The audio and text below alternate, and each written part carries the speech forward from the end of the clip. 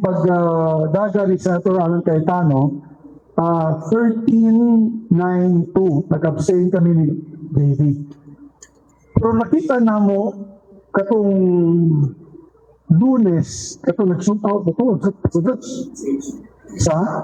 what day was that? Ang Senate seats pa.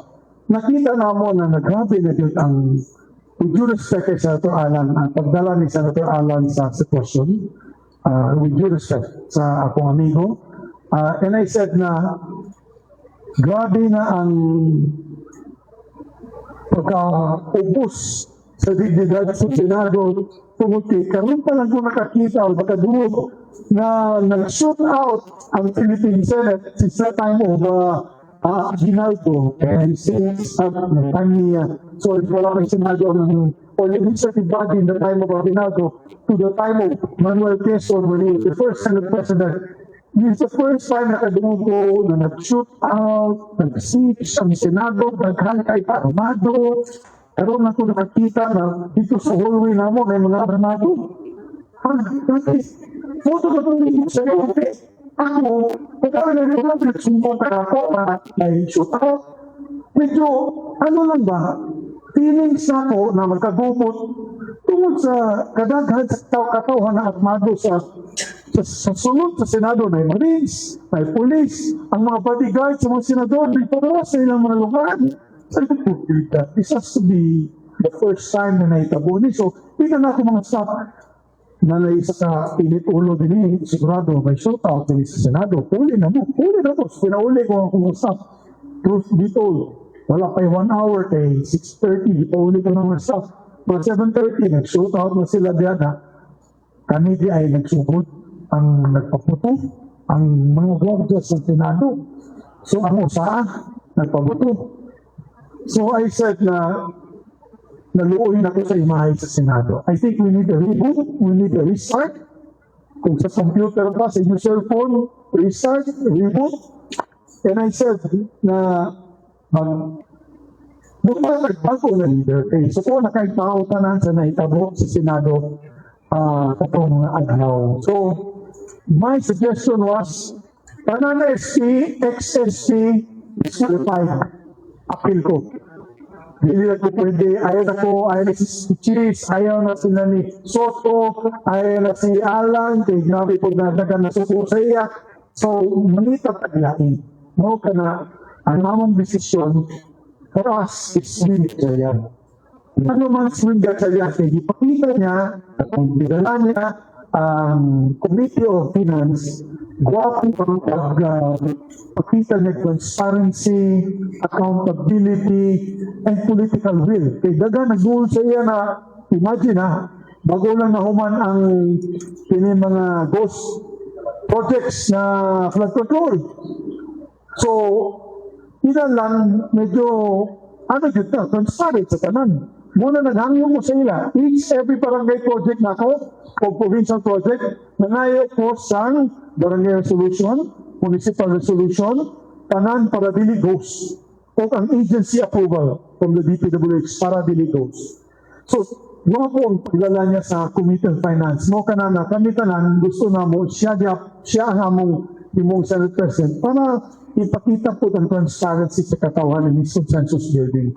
And that's why I said na I will join the minority para we can come up with a common candidate to serving the Senate. Thank you tayo. Salamat, sir. My second question is, nagsulti ka kanina, you are willing to die for your people of Bukidnon. Ang panutanan sa katauhan sa lalawigan sa Bukidnon, human kagabi sa walkout ninyo sa minority. Kumusta si Senator Mix? As a senator, as a father, or as a igsuon na taga Bukidnon? Kumusta si Senator Mix? Well, ang ako lang diya, ang naitabo gahapon, dili na political. Ang naitabo gahapon is tungod sa Senate rules. Naduluman ninyo na nasuko sa ako si Bongo de Piña last year, Senate President ko, 2024, kay lapian sa tungkol sa basketball. I don't know, basketball siya na ang niyang Achilles heel, baldado siya, di sa Kalakaw. So gusto niya, dito lang sa Sayambalay, mag-video call asa mabuta dito sa balay. Wala po nasugot, anak. Because ang among rules is very simple. Kung doon ay gira, kana pwede. Kaya di man ta pwede mo ato sa Senado, kaya bumba ng Senado, so we can do teleconferencing. Or doon ay pandemya. It's what we call force majeure, acts of God.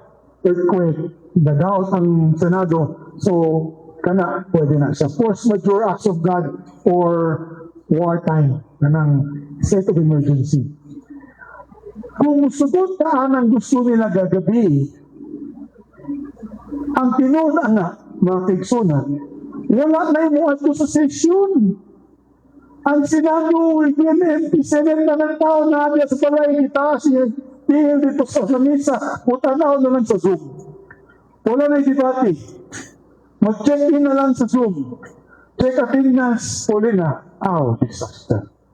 Bisan ganyan, namutahan ako sa ilang mga councils. They do not allow teleconferencing sa mga councils. Kamu gani, mag-absent lang mo sa inyong trabaho. Menos inyong sweldo. Deduction. Tapos kami sa palay ni magtrabaho. That is not the Senate way. That's why gahapon I said this is a travesty of the Senate rules. Because we must be a dignified body. Ang debate hindi pwede sa Zoom.